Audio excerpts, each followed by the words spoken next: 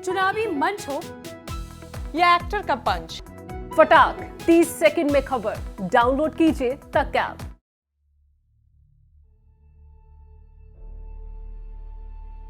हमारा सीधा और स्पष्ट सवाल है पहले ही दिन से, जब से इसको फरलो दी गई है,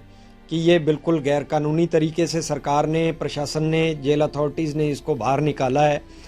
जो एक्ट के हिसाब से भी अगर देखते हैं तो हार्ड कोर क्रिमिनल जो है उसको किसी तरीके से ऐसी सुविधा जो है वो नहीं दी जा सकती। अगर दी भी जाएगी, जिस तरीके से हाई कोर्ट के अंदर हरियाणा सरकार ने अभी एक पिटीशन के अंदर अपना रिप्लाई फाइल किया है और उसके अंदर इतनी बेशर्मी भरा जवाब दिया है कि ये व्यक्ति जो है गुरमीत राम रहीम, वो सीधे तौर पर कत्ल के अंदर शामिल नहीं है, इसलिए वो हार्डकोर क्रिमिनल में की श्रेणी में नहीं आता। लेकिन हमारा ये कहना है कि ये व्यक्ति एक हार्डकोर क्रिमिनल है, दो कत्ल, दो बलात्कार के अंदर सज़ा भुगत रहा है और इसके अलावा कई अन्य मामलों में इसके खिलाफ जो है अभी ट्रायल पेंडिंग है और जांच पेंडिंग है। तो जिस व्यक्ति से इतने लोगों को खतरा है, पीड़ित परिवारों को खतरा है, जो गवाह हैं उनको खतरा है, ऐसा व्यक्ति जिसने बाहर रहते हुए पता नहीं कितने कत्ल, बलात्कार और पता नहीं कितने अपराध किए, और जिसको जब अदालत के अंदर फैसला सुनाया जाना था 2017 में उसके खिलाफ, तो उसको सलाखों के पीछे धकेलते टाइम 3 स्टेट्स के अंदर दंगे फैले और वो सारे के सारे डेरा सच्चा सौदा प्रमुख राम रहीम की शह पर हुए, उसकी साजिश के तहत हुए। तो ये सारा अगर देखा जाए तो क्या सरकार किस मुंह से ये कह रही है कि वो एक हार्डकोर क्रिमिनल नहीं है। दूसरी बात कि अगर उसको Z+ सुरक्षा दी गई है, तो मेरा ये मानना है कि जिस व्यक्ति से अगर सरकार मानती है कि उसको खालिस्तानियों से खतरा है, तो इतना खतरा है तो उसके लिए सबसे सेफ जगह तो जेल है। उसको जेल से बाहर लाया ही क्यों जा रहा है? अगर लाया जा रहा है तो फिर इतनी रहमदिली क्यों दिखाई जा रही है कि गैर कानूनी तरीके से कानून को अपने तरीके से वो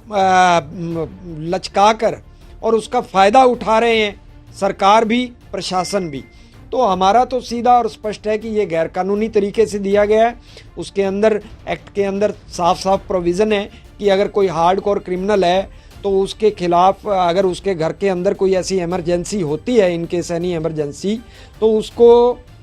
कुछ घंटों के लिए टेम्परेरीली रिलीज़ किया जा सकता है, कस्टडी में ले जाया जाएगा, कस्टडी में वापस लाया जाएगा।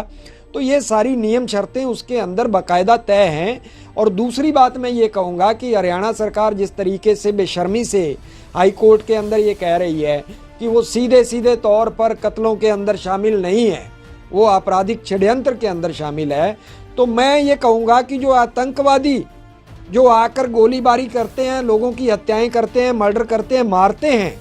उनके हैंडलर जिनके बारे में कहा जाता है कि वो पाकिस्तान में बैठे हैं, तो जब हमारे लोग इधर से हिंदुस्तान से ये कहते हैं कि हम उनको पकड़ के लाएंगे, उनके खिलाफ केस चलाएंगे, तो वो हैंडलर्स भी वो उन लोगों से ज़्यादा जिम्मेवार होते हैं। यही बात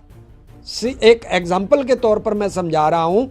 कि जिन लोगों ने गोली चलाई, मेरे पिता की हत्या की, रणजीत सिंह की हत्या की, वो लोग इतने जिम्मेदार नहीं मानते उनको हम। उनका जो हैंडलर था, मुख्य साजिशकर्ता गुरमीत राम रहीम, वो मुख्य आरोपी, मुख्य साजिशकर्ता, मुख्य दोषी वो था, और इसलिए उसकी सज़ा को, उसके अपराध को किसी भी तरीके से कम नहीं आंका जा सकता। वो उनसे ज़्यादा हार्डकोर है और इस बात को लेकर उसे किसी भी तरीके से कानूनी तौर पर ये सुविधा नहीं दी जा सकती। और जहाँ तक Z+ सिक्योरिटी की बात है, तो जो पीड़ित परिवार हैं उनके प्रति आज तक हरियाणा सरकार का या प्रशासन का क्या रवैया रहा है, ये आप सभी को मालूम है, हरियाणा के लोगों को मालूम है, समाज को मालूम है कि उन लोगों को कितनी सिक्योरिटी दी गई। अभी पिछले दिनों कुछ हमारे वकील साहब जिन्होंने लगातार इस मामले की पैरवी की, लेखराज ढोट जी, उनकी सुरक्षा को लेकर अगस्त 2021 के अंदर हम लोग SP सिरसा से मिले और पुलिस महानिदेशक हरियाणा को भी हमने एक मेल भेजा, एक लेटर भेजा, एप्लीकेशन भेजा कि उनकी जान की सुरक्षा की जिम्मेदारी ली जाए, उनको सुरक्षा मुहैया करवाई जाए। 5 महीने बीत चुके हैं, प्रशासन की बेशर्मी देखिए कि आज तक उनकी सुरक्षा को लेकर कोई स्टेप नहीं उठाया गया। ये हालात हैं एक अपराधी जिसको Z+ दी जा रही है। अगर उसे एक इतना ही खतरा था तो कुछ दिनों पहले जब इलाज के बहाने उसे एम्स ले जाया गया तो दो औरतों को उसकी गाड़ी में बैठा दिया गया और एक पुलिस के DSP की बलि ले ली गई इस बात को लेकर, जबकि वो बेचारा बार बार कह रहा था कि मुझे चंडीगढ़ से इस बात को लेकर कोई VIP फ़ोन कर रहा था। तो आज तक इस बात की जांच करने की किसी ने जहमत नहीं उठाई कि चंडीगढ़ से वो VIP कौन था। सिर्फ DSP की बलि लेकर